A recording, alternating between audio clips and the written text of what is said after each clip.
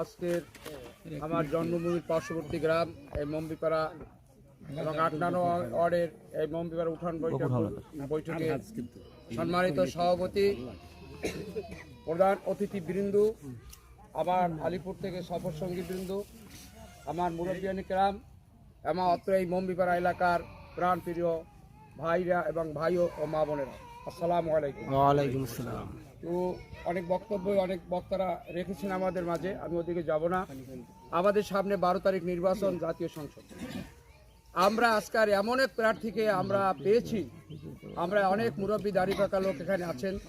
আমাদের আজকের প্রার্থী জনাব আলহাজ এবিএম মোশাররফ হোসেন আমাদেরই এই যে সাবেক ইউনিয়ন লতাসাপ ইউনিয়নের কৃষি সন্তান।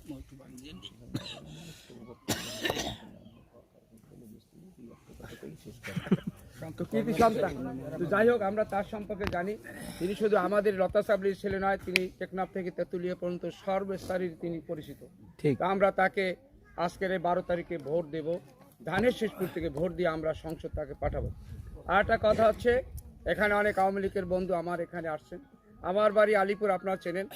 আমি আলিপুর কেন্দ্রের পাশেই আমার বাসা। আমার মনে আছে উপজেলা নির্বাচনে আমার বাসার পাশে আমি যে ঘেট দিয়ে বের হওয়ার পাড়া রাখি, সেইখানেই ওই যে লাল পতাকা দেয় নির্বাচনের দিন, সেই পতাকাটা আমার দুয়ারে দিয়েছে। অথচ মাপ সীমানা রেখায় আমার দুয়ারে পড়ে না, কারণ আমি ওই বাজারের সভাপতি, তারা জানে আমাকে ঘর থেকে বের হতে দেবে না বিধি আমার ওইখানে। আমি বললাম এখানে দেবে কেন, আরও তো দূরে দেবে। তো এইরকমভাবে আমাদেরকেও আজকে আওয়ামী লীগ সরকার যখন ছিল তখন আমাদেরকে এরকম মানে নির্যাতিত নিপীড়িত করেছেন।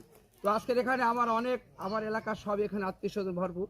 আমার এখানে আওয়ামী লীগের বন্ধুরা অনেক আছেন। আমি তাদের কাছে সবই নিয়ে একটা অনুরোধ রাখবো, সেটা হলো এই, আজকের আপনাদের যে দল আওয়ামী লীগ, তারা আজকের ভোটে নাই। এখন আমরা এখানে নির্বাচন করি বিএনপি এবং অন্যান্য দল। তো আজকের আপনারা তো ভোট কেন্দ্রে যাবেন, ভোট কেন্দ্রে যাইয়া যখন আপনাদের আওয়ামী লীগ আবার এই দেশে যখন প্রত্যাবর্তন করবে, আসবে, সেখানে যখন আসবে তখন আপনারা ইচ্ছে করলে আবার সেই দলে যাবেন।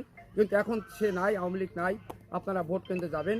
এবং এখন আমাদের সাথে একত্রতা ঘোষণা করার জন্য এখানে আমাদের একজন বর্তমান মেম্বার সাহেব আমাদের মাঝে এসেছেন। আমরা অত্যন্ত খুশি হয়েছি তাকে দেখে।